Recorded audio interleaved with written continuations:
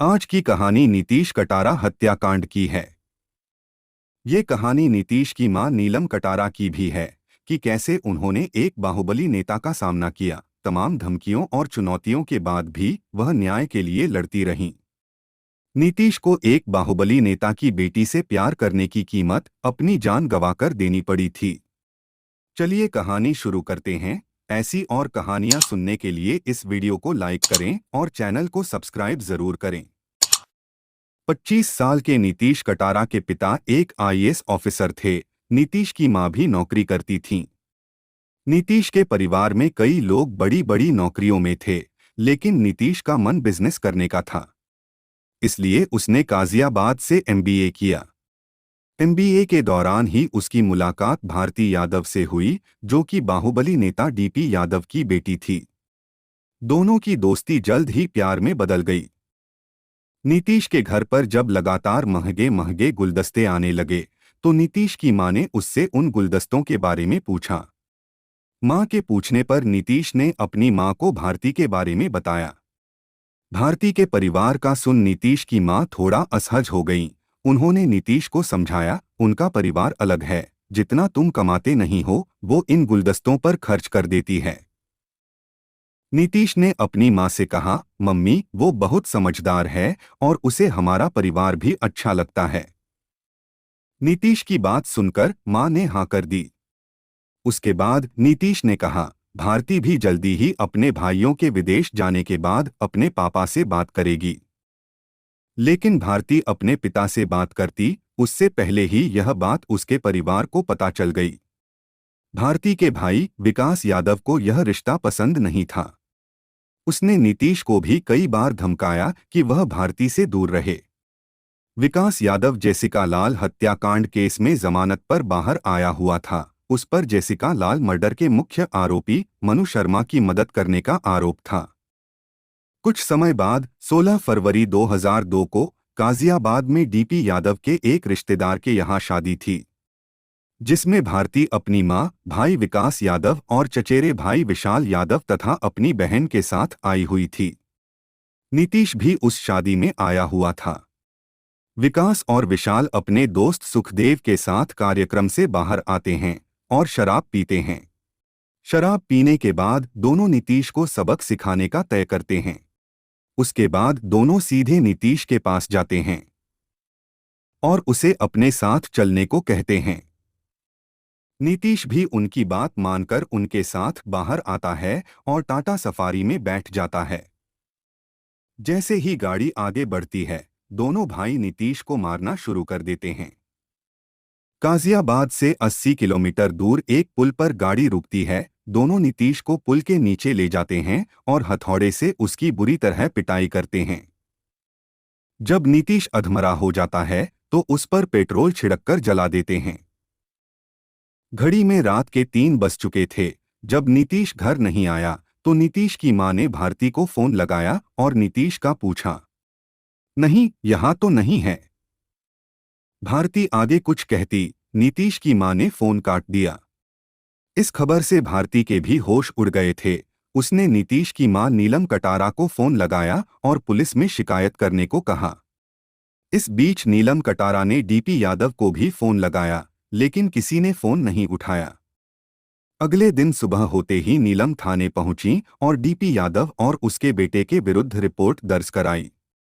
क्योंकि मामला डीपी यादव से जुड़ा था तो मीडिया को भी खबर लग गई। विकास और विशाल दोनों फरार थे, इसलिए पुलिस और नीलम कटारा का संदेह और बढ़ गया। 3 दिन बाद 20 फरवरी को खुर्जा गांव में एक लावारिस लाश मिलने की सूचना मिली। पुलिस बल के साथ नीलम कटारा भी वहां पहुंची। पुल के नीचे एक अधजली लाश पड़ी थी, चेहरा जल चुका था। नीलम ने हाथ की अंगूठी से नीतीश को पहचान लिया। अपने बेटे को इस अवस्था में देख नीलम बेहोश हो गईं। चेहरा जल जाने से यह स्पष्ट नहीं हो रहा था कि ये नीतीश की ही लाश है, इसलिए पुलिस ने डीएनए टेस्ट कराया। दूसरी ओर डीपी यादव ने 20 फरवरी को ही भारती को लंदन भेज दिया। 23 फरवरी 2002 को पुलिस ने विकास और विशाल को ग्वालियर के डबरा स्टेशन पर पकड़ लिया।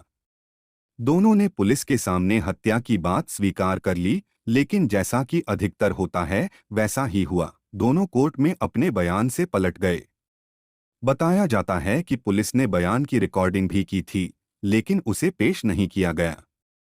जब एक टीवी चैनल ने उस रिकॉर्डिंग को चलाया तो डीपी यादव ने धमका दिया और उसके बाद वह कभी प्रसारित नहीं हुई।